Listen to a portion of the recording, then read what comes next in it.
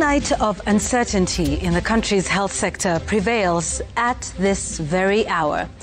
Earlier in the day, images of patients in agony inundated newsrooms as the strike entered its 8th day with devastating effects across the country. This evening, talks ongoing in Nairobi, chaired by the head of Public Service, Felix Koskei. We delve into the details of yet another season of unrest in the medical sector. And if you're catching it this late, I've got some news for you. The housing levy is law. So what does it mean for the salaried, the unsalaried, and even those lucky enough to be national onlookers? We shall don our helmets as we visit the construction sites of the contentious affordable housing scheme and work out the numbers from deductions to, yes, those jobs. Now, in our final words tonight, Sams will try to make sense of a career path of a Kenyan doctor. Just how do you begin as a doctor and end up as a volunteer? On Kaikai's Kicker, it is World Happiness Day, but meet the Angry Birds of Kenya. My Take explores the space between the constitutional and the unconstitutional. And this edition of the News Gang comes to you in the middle of a tragic and sad season in the Kenyan media industry. The fraternity has lost an invaluable member and an outstanding journalist. Jamila's memo is a tribute to our departed colleague, Rita Tinina Yapan.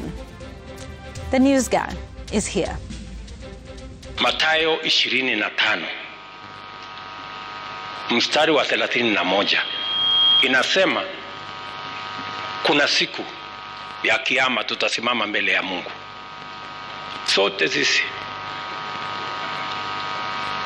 Uwezo ya kila mtu, wewe ukiwa hivi ama uko vile, tutasimama mbele ya Mungu. Na pale tutakuwa na maswali. Na tutaulizwa, wewe ulikuwa na uwezo kiwango fulani, lakini hukutendea wale wengine kulingana na mahitaji yao. Na kuna watu wataenda jehanamu. Mujipange jameni, munusurike jehanamu kwa sababu neno la Mungu linasema, Mungu ataeleza, kuna watu watakuwa kwa upande wa kushoto, sijui nyinyi mtakuwa upande gani. Mimi najitetea niwe upande wa kulia. Wale watakuwa upande wa kushoto wataambiwa, nyinyi nilikuwa sina maji, hamkunipatia ya kunywa. Nilikuwa mgonjwa, hamkunishughulikia. Nilikuwa na njaa, hamkunishughulikia. Hata utaambiwa nilikosa kazi, lakini hukunishughulikia. Ndio sababu manifesto hii ya Kenya Kwanza ni kuepuka ile siku ya kiyama. All right, so there begins our conversation on the program tonight. But we'll get to that in a moment, where we are talking about the crisis in the health sector. I don't know if that is where we want to begin, ladies and gentlemen, considering the events that are taking place, in fact, as we speak. So we're going to talk about it, on two fronts. One, there's an ongoing crisis, which is, the strike by the doctors and soon to be joined by other health officials or health unions. And then there's also the transition from the National Health Insurance Fund to the Social Health Insurance Fund. But right now, Jamila, update us on a meeting that is apparently currently ongoing to try and resolve the stalemate in the health sector?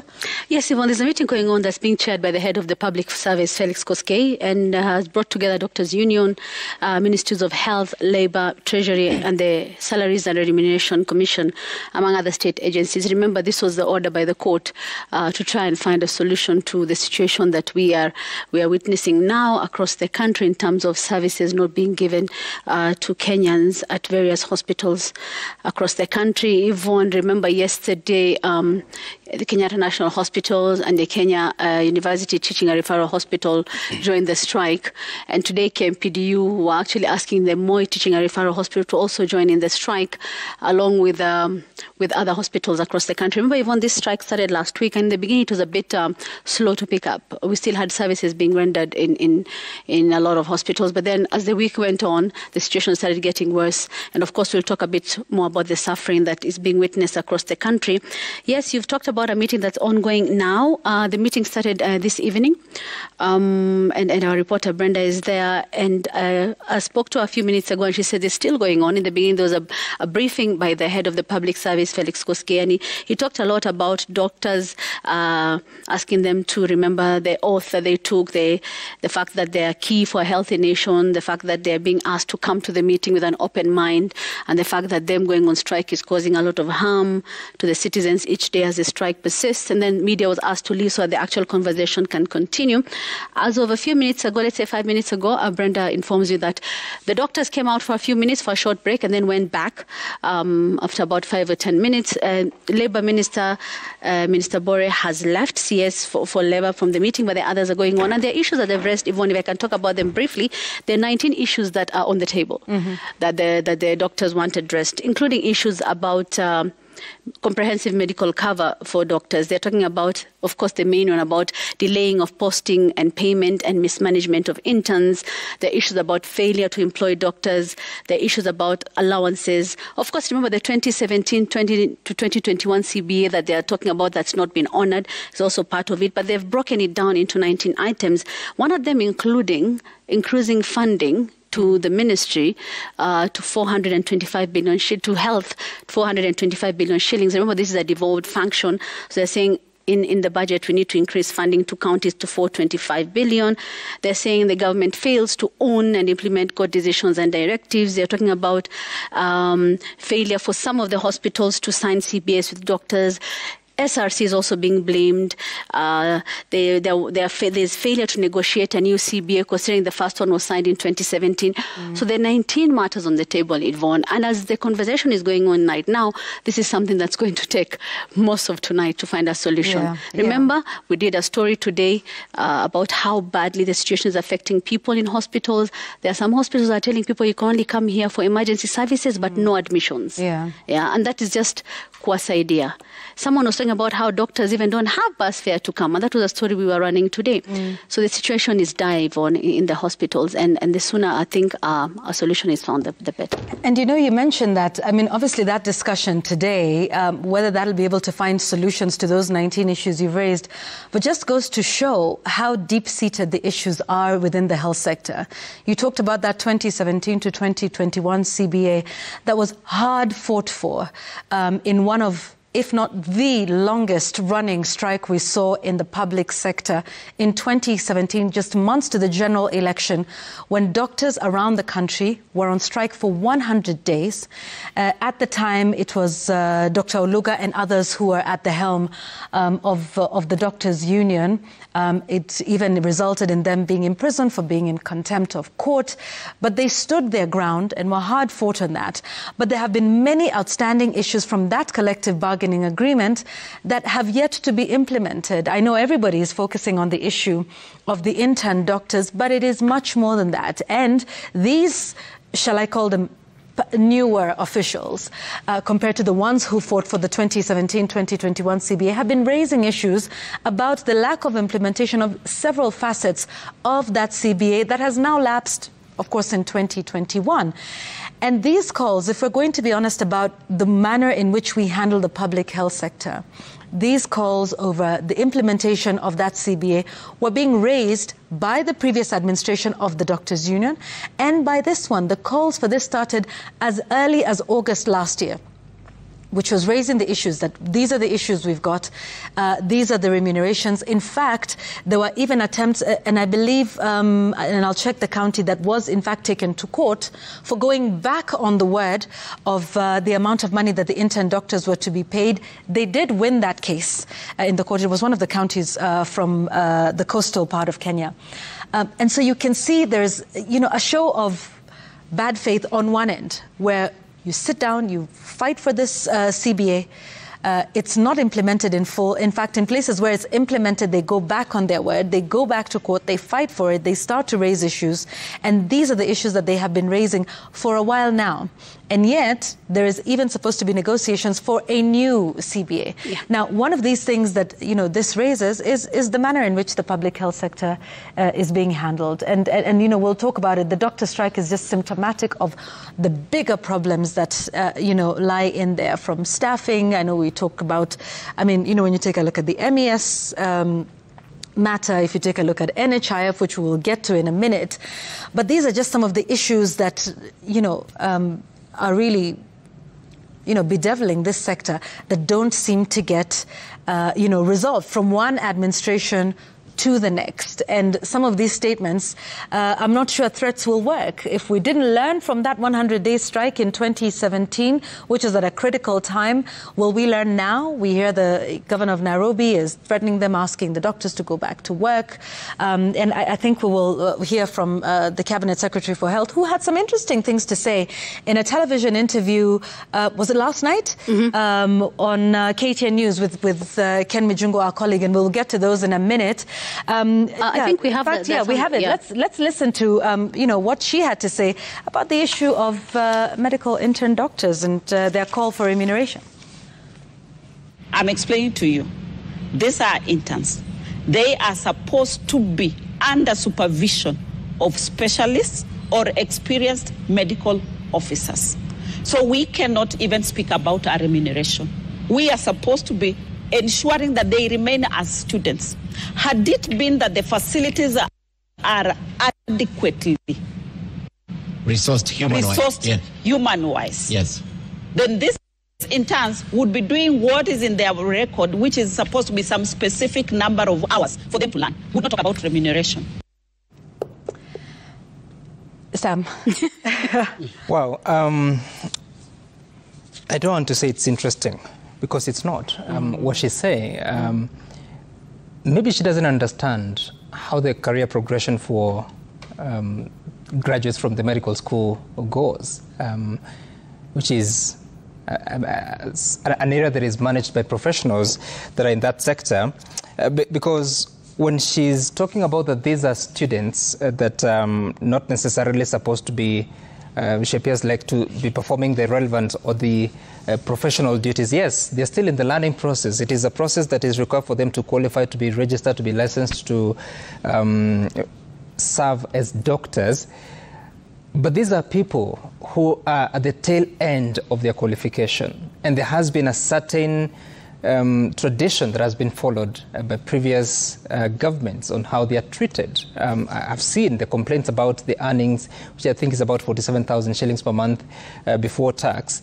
And I remember not long ago, I think it was early last year, I was speaking to some nursing graduates, those that have studied Bachelor of Nursing. And after school, they're supposed to be placed for internship. And one of them was telling me that they were taking home some 78,000 shillings every month in terms of their payments. Is a stipend for their monthly dues. So for her to come and say that they're just supposed to be learning from other doctors. Yes, there's a bit of supervision for them to qualify, but they have earned their place as doctors who are just about to qualify. But then again, you also listen to how the government has treated this matter, not just the threats from the counties, but also from the Ministry of Health, saying that if you don't show up at work, you're supposed to be fired and action will be taken. We also need to realize that, again, health is devolved. Majority of the health professionals are supposed to be managed by the counties based on the public facilities that they serve at. There are those that serve at level 6 hospitals, which are managed by the national government, but still there are procedures that guide how you hire, how you fire, how you discipline. So for a cabinet secretary to come and say that we're going to sack, or they will face the sack, I do not think that is the right path to resolving a crisis that is not just affecting the happiness of those in government, it is affecting the needs of citizens. Yeah. So at the end of the day, yes, the professionals asking for what they think is right is their own right. But at the same time, Kenyans are suffering if we do not appreciate what impact it is having on Kenyans, then this crisis will continue. You look at some of the conversations, the meetings that have been held between the officials of the doctors, the KMPD officials and the ministry, none has yielded any results. And ending up with threats, of course, there's a court order saying that it's suspending the court. It's suspending the strike. Yeah. Of course, the officials have not followed that. The government may get annoyed with that, but it is up to the court to punish them. It is not the ministry to take such a kind of an action. However, there's two issues you've raised. The issue of good faith. Yes, there's a court order about the strike. One would also argue there's a court order requiring them to actually fulfill, the agreements of the collective bargaining agreement 2017 to 2021, which in some cases has not been honoured. And if I remember, the CBA was registered in court. It was registered in court, and not only that, they made sure it was signed and registered with each county government after that, because remember, health is a devolved function. But those things about good faith, and then these are the comments that you're hearing in the midst of a strike, in the midst of talks. So you can imagine when a statement is made like that on national television, a day before, and then they're sitting across the table right now as we speak. Leaders. Yeah, and what it does, Yvonne, is it worsens that state of bad faith. It just makes things worse, because how is the minister, how is the CS going to be believed?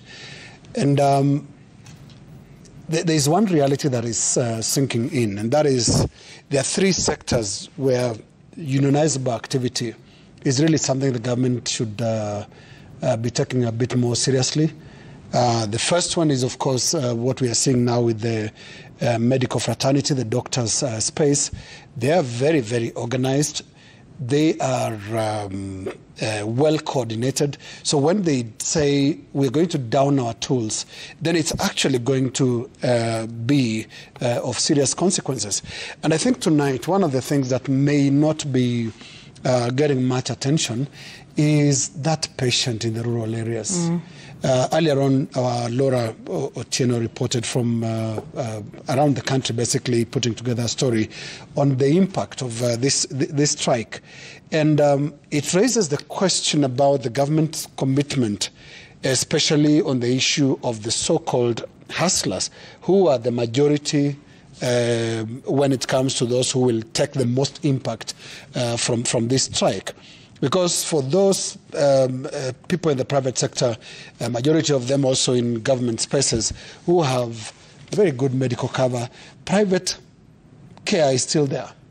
It's not affected the way public services are being paralyzed right now. So I think it should be in the interest of the government to end those strikes, to end the paralysis as soon as it can. But then again, we can't we cannot fail to point out the question of bad faith, how these strikes eventually take place despite the notices, despite the space that is provided by especially the doctors for negotiations. So we are here again. And if tonight, as the talks continue under the stewardship of the head of public service, Felix Koskei, if that doesn't deliver much, then you can imagine what the situation is going to be, especially in public hospitals. Because, Yvonne, it's good that they're actually sitting together this evening, and that they have all these ministers sitting, CSS sitting with them, to almost show that this is actually a serious matter. But it's taken over a week for them to actually sit and talk. Yes, there was a sit-down between the minister and KMPDU sometime last week, but both sides came out with a different outcome, with different interpretations of the meeting. But if you look at the hard stance that I think KMPD and the doctors have, it also stems from how they've been treated in the past week or so. We remember the riot, the demonstrations that were there when Dr. Davji Atela was injured. They were marching because of the interns, and it almost looks like that was the trigger to what we are seeing now. And if we look at some of what they were saying last week, I don't know if, Roba, we have the bites of Dr. Davji Atela talking about how they were supposed to meet principal secretaries from MOH. Maybe we can listen to that soundbite. interns, they're going to come for our call allowances, they're going to come with all to reduce our salaries. We can't allow this. While this is happening, we have seen many taxes being taxed on our payrolls. What has happened?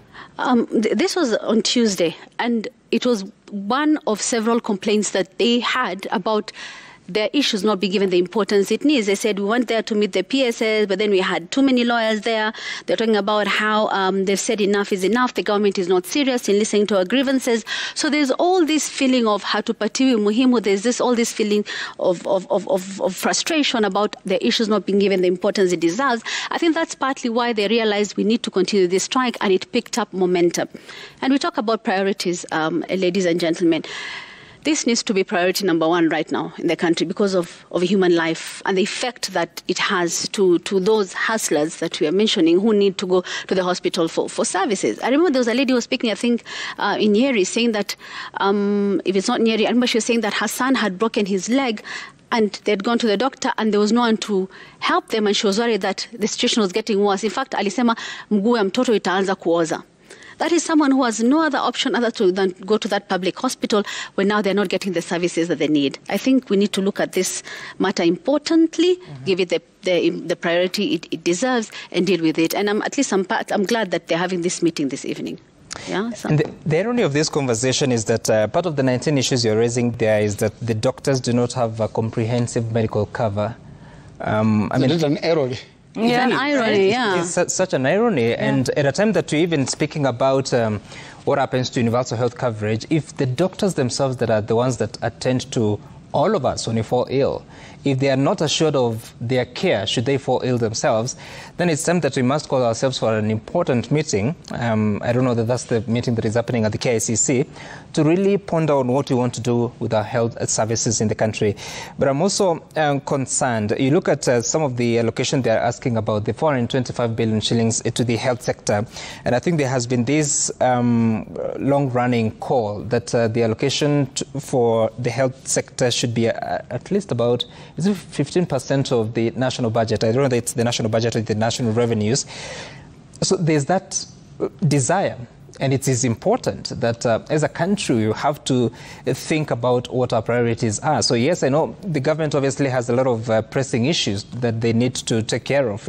It's the question of servicing debt, public debt that we've taken, whether it's paying back the principals or it's servicing the interests, but also the other services, whether it's in the education sector, whether it is in paying the workers. But also when you look at all these things at a time that even the Salaries and Remuneration Commission, which is represented in this meeting, is talking about we're at a time that we have already burst our wage bill ceiling of 35% of our revenues. Now we're doing more than 40%. We must now start to properly think about, so yes, we're spending and we have ceilings all over, but what are we spending on and what should be the priorities that we should be looking at moving forward, so that we don't find ourselves that we collect so much money, we invest in so many diverse programs, but we're not looking at the core of what should be concerning us as a country. And indeed, I want us to listen to the people who are affected by this. Like we're saying, the doctors themselves are asking for comprehensive medical cover, but at a time when UHC is something we have been hearing about in this country since 2013, when former President Uhuru Kenyatta took over. That has been, sort of what we've been hearing along the way. And it is incidents like these that hamper the provision of universal healthcare coverage. Let's listen to patients who are affected by the ongoing stalemate.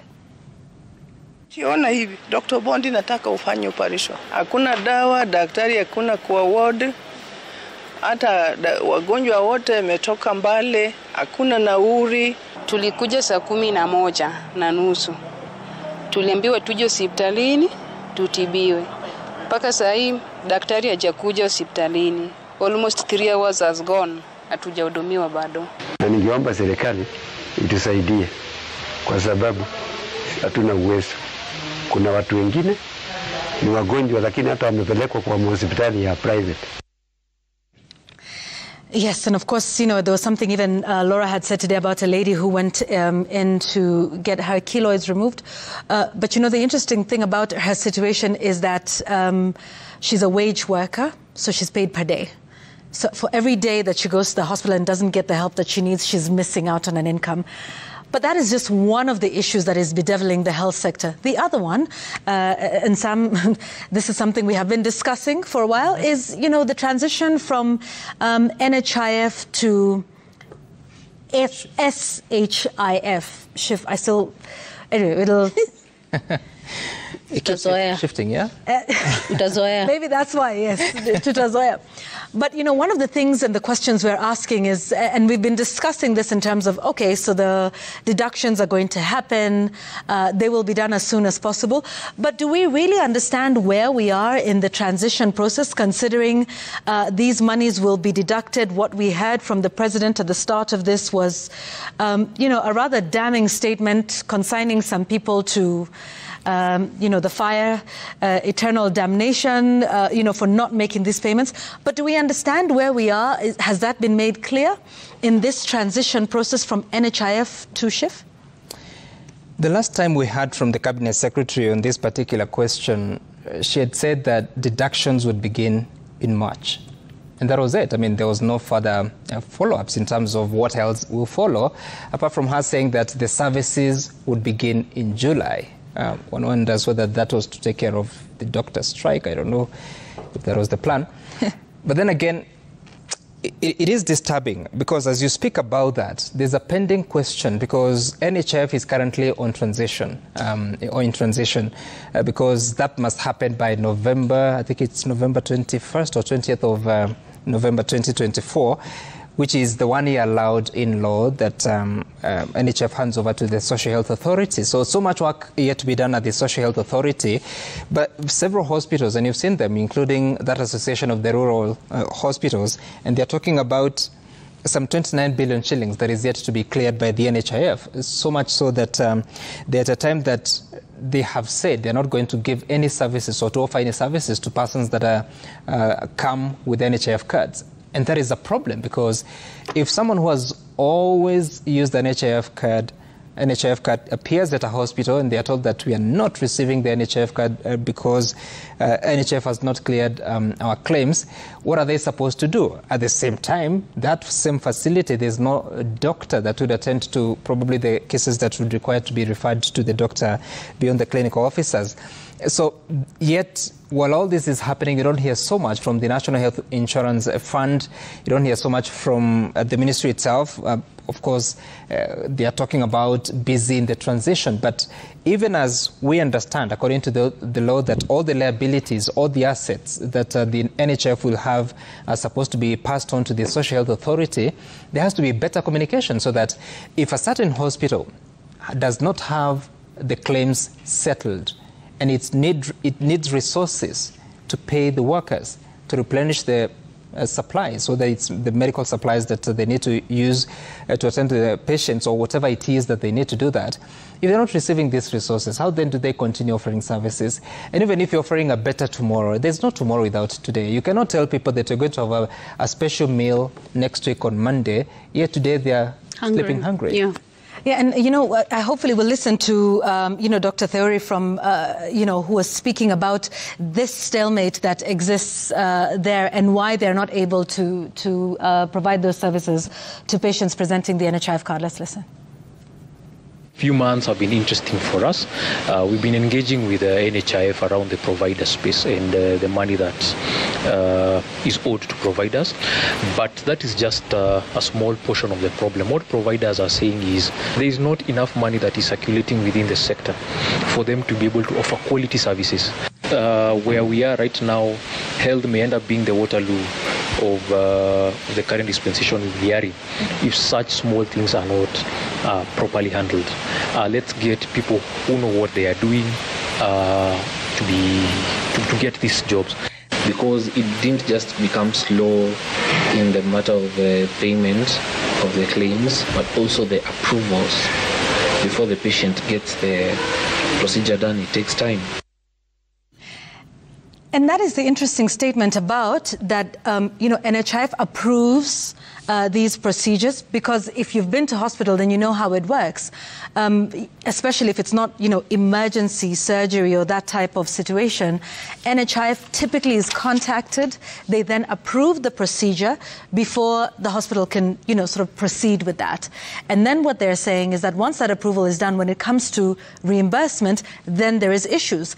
And these are some of the issues that we raised with the Cabinet Secretary when she was here on Newsgang a couple of weeks ago, where we asked the critical question: what is SHIF trying to solve with the current issues that we've got with NHIF? Mm-hmm. And one of the things you've got to do is, these are perennial problems, by the way. These are not small amounts of money they're dealing with. These are billions of shillings that are owed to these hospitals.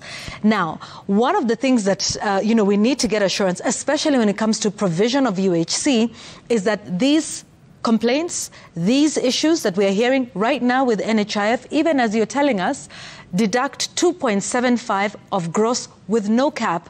We're giving more money for perennial problems such as these. One of the things, again, of good faith that you want to be able to demonstrate as the Ministry of Health is that we are solving these issues, or we have solved them, and this is how SHIF will be different from NHIF. One other important thing to mention is that many of these health institutions that many Kenyans go to are not the big hospitals. Nothing wrong with the major hospitals that we've got in the country, but most Kenyans go to these smaller hospitals that are in their localities. These hospitals are SME in nature. When these payments are withheld by NHIF, it almost nearly cripples their operations. The bigger hospitals have, perhaps fortunate to have people who are working, who are salaried, who have health insurance from private, health insurance companies, where the reimbursement is much more efficient than it is with NHIF, where most of those people who are going perhaps don't necessarily need NHIF or don't even use those cards. And so what are we doing to this sector? Linus? We are throwing the sector deeper into confusion. And what is happening is we are going to have a very chaotic transition. The chaos are already apparent because, first of all, there is the whole question of the legality of NHIF. It ought to have ceased to exist the moment SHIF became an entity. And then we are now seeing hospitals turning away patients who are NHIF card holders. That's one. Number two, we are being told by the CS that beginning next month, April, we should be starting to have the deductions made at the end of the month to SHIF. But there is a lacuna here, because where is that money going to sit? Where are these deductions going to be? There was even the more confusing pronouncement that, services will not be available until July. What this speaks to is lack of a clear flight path. And if there is a clear flight path in the Ministry of Health, and if there is a clear flight path in government in general about this transition, then that should be communicated. Let there be signposts that are understood by even the ordinary Kenyan, that this is the transition from NHIF to SHIF, and these are the steps it will take. And these are the timelines. Because that's not coming out clearly. What is coming out so clearly is the rush to collect. Just deduct, pay, throw it somewhere. And the same thing as we shall shortly discuss in the housing, which is just give us the money, the cut is here. It's a bit like, a very suspicious dash, which is raising more bad faith among Kenyans than inspiring their confidence in these transitions. And I know there's been an excuse. One of the excuses is, there are so many court battles. People are not giving us time to roll out these nice things. A good plan should also win an argument in a court of law. Perhaps a good plan may not go through all of these litigious processes. And like you said, we'll talk about the housing one. which has been challenged regardless of which administration it came up in. And maybe those are some of the questions to ask if it keeps being challenged again and again. Process, maybe remember? There's an issue. You want to, yes. Yeah, just a final one. Yeah, just a final, as we take a break. Yeah. Yvonne, I think the whole thing here should be, the ultimate goal should be, one, have affordable, available healthcare for all, right? Yeah. Like, people should be able to go to a healthcare center and be able to get services no matter where they are, be it that small dispensary or go to a bigger hospital, because, I mean, hey, I think that's one of the reasons why we even devolved the health function in the first place, so that services can get closer to the people. And we've seen instances where there are places where the services are closer to the people, places where they never had particular type of surgeries, like laparoscopy. I was saying the first one in Wajir was done recently, and, you know, people giving birth in hospitals, things that are not there before.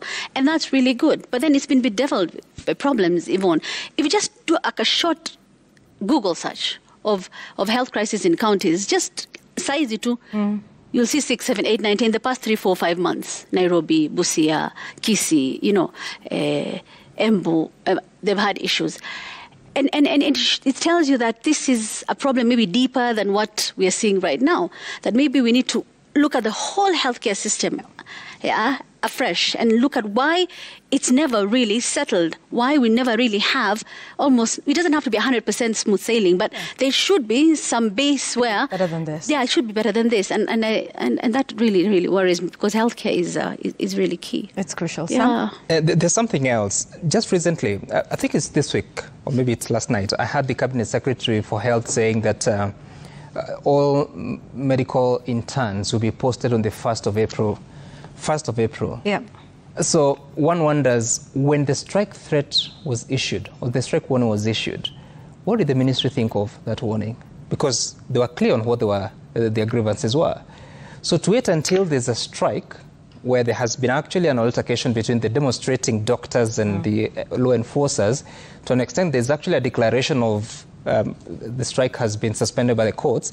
Now you said that there will be deployment of all these medical interns on the 1st of April.